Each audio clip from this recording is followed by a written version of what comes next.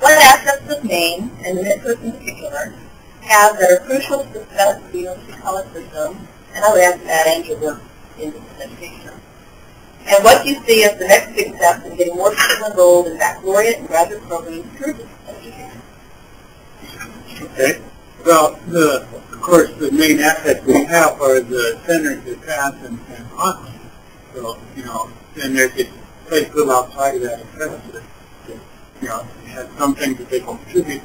Those are the main aspects of the places that people can go. There are also sites, like for instance, high school here in Madison and the adult education programs.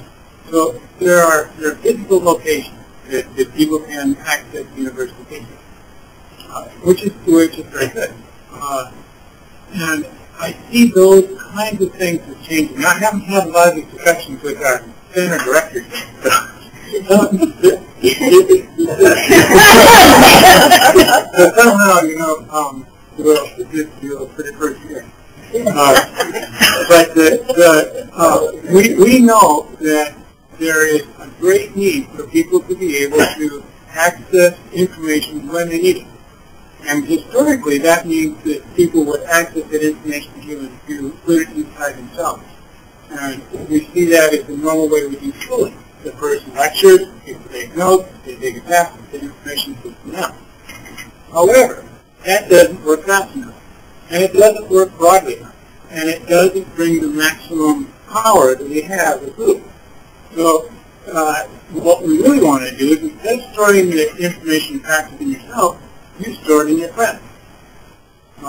And then you build your network to your connect to your friends. And so the skills that people need to have is how do you build that network and how do you connect to friends? So that when some challenge comes up, maybe closed space or station or anything like that, when a challenge comes up, you don't have to know everything yourself. You have to know how to connect to people who know that.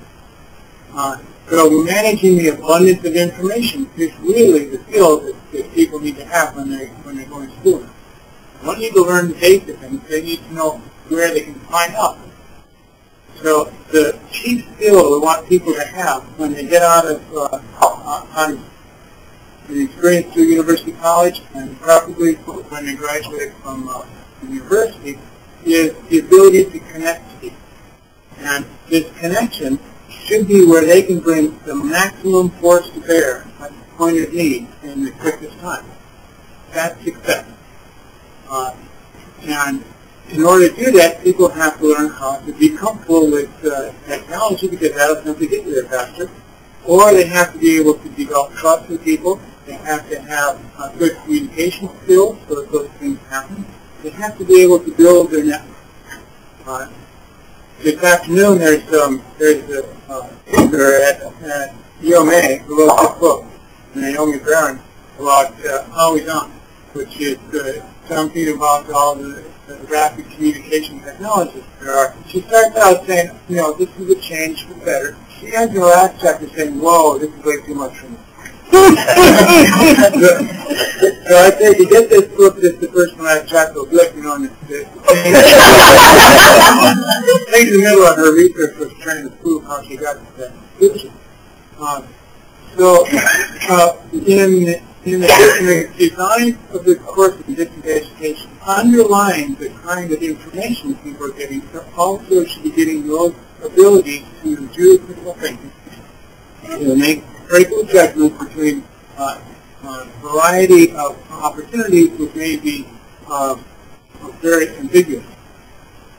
The problems that people are going to face in advanced kinds of workforce from adults are not simple problems that have a definition. You only have to be more efficient at doing it. What is the problem? What are we looking at? And if we've got 6 solutions, how do we judge which are more useful, more important? That critical judgment piece is going to be really key. So all of the distance education courses need to have these opportunities for students to grapple with what is the real problem instead of solving the problem independently. And then the third piece of that is how do they participate in society with that knowledge? Not enough to have it yourself. How do you share it? If it's shared through through social networking sites, maybe. Is it shared through meetings like this? Yeah, it is. You know, and people build their sense of what an educated person is. Not the person that shares things, presents, and everyone. The knowledge is distributed throughout the society. It's certainly not held in the university, and it's certainly not held only in those institutions that have been labeled that. It's distributed throughout all people. And so you have to find ways you can easily share that. Find ways you can make judgments about, well, is this accurate and useful for me, or is that accurate and useful for me? You have an abundance of sources of information to everybody. You have an abundance of places to use that information, all the problems with volunteers. And you have an abundance of tools to do it. So that makes life a lot more complex. It's not going to be so simple as, well, I'm 18 and going to college, or well, I'm 38 or 39 and I'm going to college. We're fortunate to have my mother in the room. She's visiting. She's been here a couple of days.